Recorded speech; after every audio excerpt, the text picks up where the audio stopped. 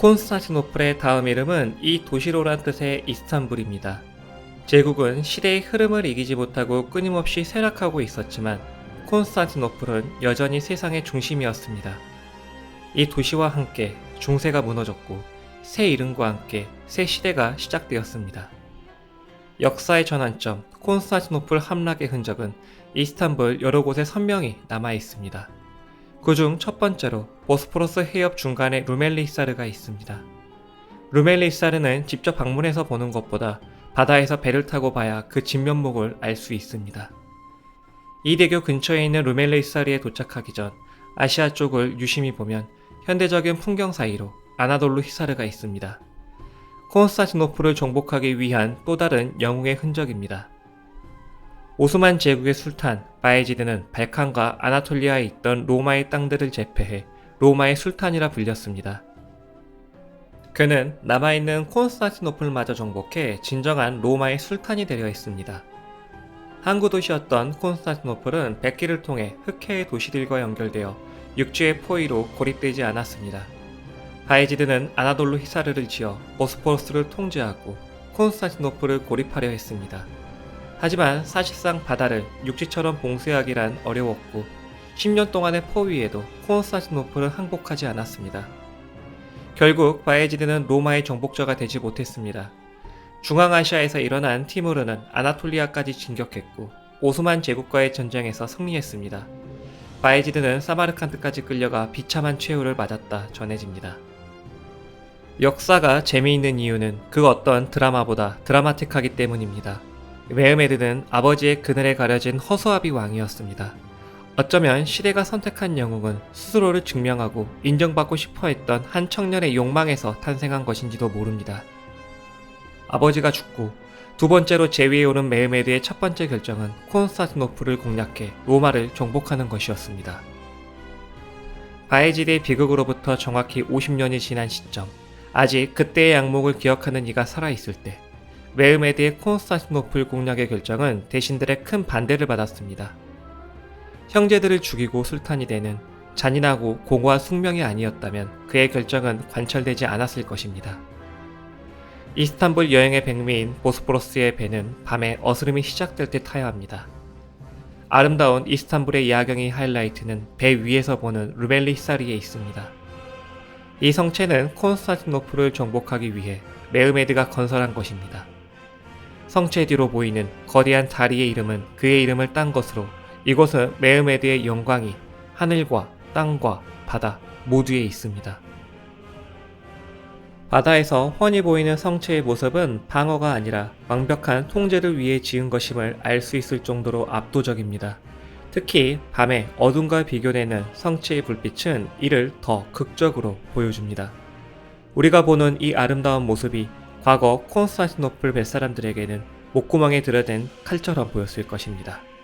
실제 루멜리 히사르의 별명은 목구멍의 칼입니다. 이후 벌어진 콘스탄티노플 공방전을 가장 잘 볼 수 있는 곳은 파노라마 1453 박물관입니다. 마치 600년 전 전장의 한복판에 있는 듯한 현장감을 주는 장소로 가이드를 하며 반응이 좋은 장소 중 하나입니다. 박물관을 둘러보고 난 후 밖에 저 멀리 보이는 성벽의 모습은 혹시 이곳이 실제의 장소가 아닐까 하는 생각이 들 정도로 재미와 의미, 흥미까지 돋게 하는 장소입니다.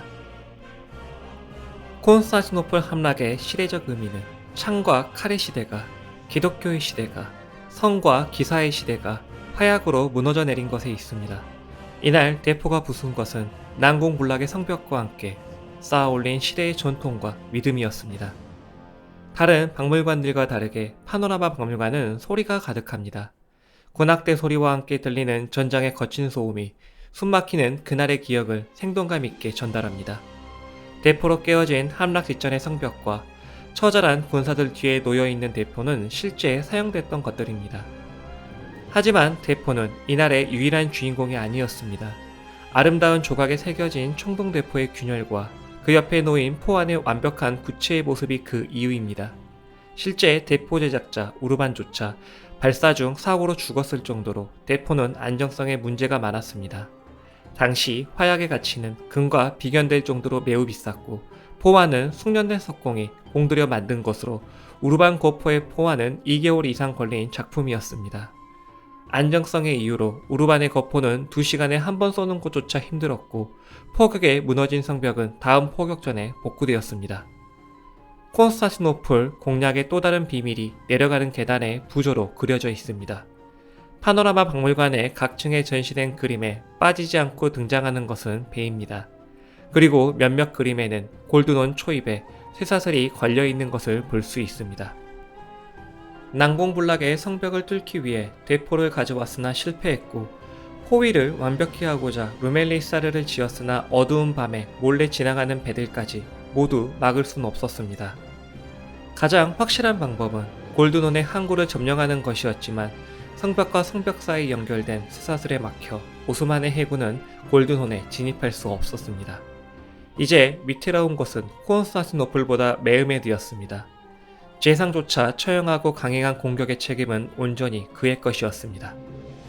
마지막일지도 모를 총공격을 앞두고 메흐메드는 콘스탄티노플 천년의 역사 속 누구도 생각하지 못한 계책을 생각해냅니다. 메흐메드는 배를 들어 올려 언덕을 우회해 골드논으로 옮겼습니다. 그가 내린 명령이 얼마나 미친 짓인지 알고 싶다면 지금 토파네에서 이스티클랄 거리로 연결되는 언덕을 올라가 보면 알 수 있습니다. 1453년 5월 29일 골드논에 떠있는 오스만의 해군은 몇 척 되지 않았지만 전황을 바꾸기에는 충분했습니다. 골드논의 점령 소식과 함께 그나마 남아있던 병사들은 의지를 잃고 도망치기 시작했습니다. 자신이 마지막 로마 황제임을 직감한 듯 콘스탄티누스 11세는 황제의 옷을 벗고 마지막 전투에서 도시와 함께 최후를 맞이했습니다. 콘스탄티노플을 점령한 메흐메드는 전통대로 3일간의 약탈을 허락했습니다. 중세가 에레바탄 사라이를 통해 과거를 지우고 새로운 질서를 써내려간 것과 같이 이날 약탈로 중세가 파괴되었습니다. 아야소피아에서 메흐메드는 이 성당의 아름다운 모습에 매료되었습니다. 그는 도시의 모든 것을 양보해 군주의 미덕을 보였어야 했으나 아야소피아만큼은 그럴 수 없었습니다. 사제를 털어 병사들의 불만을 무마하고 아야소피아를 그의 전리품으로 삼았습니다. 율리마에 알라 이외의 신은 없다 라는 말과 함께 기독교 로마의 성화들의 모습은 횃칠 아래로 사라졌고 모스크로 재단장되었습니다. 로마를 정복하고 유럽 전체와 경쟁했던 오스만 제국의 전성기가 토카프 궁전에 있습니다. 정돈되지 않고 수수하기까지 한 토카프 궁전은 투르크인의 정체성이 잘 나타난 곳입니다. 전성기 오스만 제국 술탄에게 군사적 역량은 가장 중요한 부분이었습니다. 시저인 오스만과 그의 아들 오르안의 칭호는 가지였고 위대한 전사를 뜻합니다. 메흐메드의 아버지 무라드 또한 가지였습니다. 거기에 다른 형제들을 죽이고 왕이 되는 전통은 군사적으로 가장 유능한 일을 술탄으로 만들었습니다. 화려한 건물보다 전장의 천막이 익숙한 술탄들의 삶이 토카프 궁전에 고스란히 남아있습니다. 궁전은 메흐메드의 천막이 있던 지금 아련실 근처에서 시작됐습니다. 그리고 제국이 안정되며 필요하거나 승리를 기념하기 위한 건물들이 들어서면서 지금의 모습이 되었습니다. 궁전의 수수한 모습과는 반대로 전시된 보물들의 화려함은 왜 이곳이 아야소피아와 함께 이스탄불 최고의 명소인지 알게 합니다. 마자르와 싸워 이겨 헝가리를 가져왔고 맘룩을 멸망시키고 이집트와 칼리프를 얻었으며 합스부르크의 빈을 포위했던 술탄은 수많은 전리품을 얻었고 그중 가장 귀한 것들이 이곳에 있습니다. 칼과 화약이 함께 있던 시대의 아름다운 무기들이 무기박물관에 있습니다. 이곳이 실크로드의 종착지라는 듯 무수히 많은 중국의 도자기가 전시실에 있습니다. 아렌실보다 더 깊숙한 곳, 그 어떤 전리품보다 귀중한 것들이 성물관에 있습니다. 모세의 지팡이와 다윗의 칼, 선지자의 성유물은 그들이 그렇게 부른 것이 아닙니다. 이미 누군가가 역사적으로 믿고 있던 것을 가지고 온 것입니다. 오스만 제국의 술탄은 칼리프로, 이슬람 세계의 정점이기도 했습니다. 아야소피아 건너편 트랭길엔 작은 돌기둥이 있습니다. 밀리온이라는 것으로 로마 제국 도로의 기준이었던 곳입니다.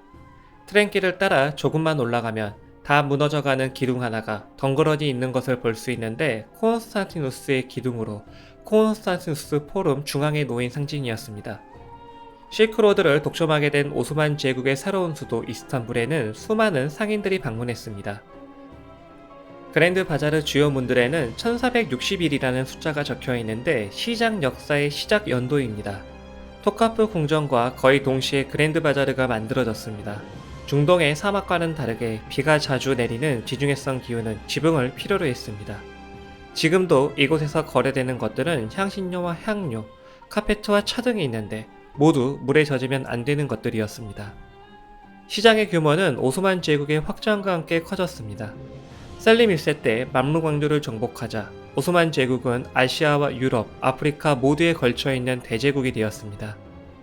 이스탄불은 이름처럼 이 도시로 세상의 모든 것이 모이는 곳이었고 그랜드 바자르는 세상 모든 것을 다 파는 시장이었습니다. 하지만 대서양 너머 새로운 대륙이 30년 후인 1492년 발견되었고 세상의 중심은 급격히 서쪽으로 기울기 시작했습니다. 토마토와 담배 등 세상에 없던 것들이 바다를 건너오기 시작했고 그랜드 바자르는 이제 없던 것 빼고 다 파는 시장이 되었습니다. 아야소피아 앞 술탄 아흐메트 모스크는 터키를 대표하는 모스크로 내부의 인상적인 푸른색 타일에 감탄한 유럽인들은 블루 모스크라 불렀습니다. 블루 모스크의 웅장하고 아름다운 모습은 오스만 제국 전성기를 대표하지만 이면의 역사는 전성기의 끝이자 쇠퇴의 시작이었습니다. 선대 술탄들이 지은 모스크들은 전리품으로 승리를 기념하기 위해 지어졌지만 술탄 아흐메트에겐 그런 치적이 없었습니다.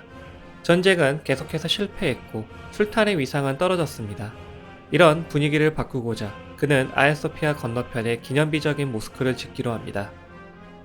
블루 모스크의 상징적인 6개의 첨탑에는 이와 관련된 이야기가 있습니다. 술탄은 자신의 위엄을 보이기 위해 황금 첨탑을 지으라 했지만 건축가가 이를 6개의 첨탑으로 잘못 들었다는 것입니다.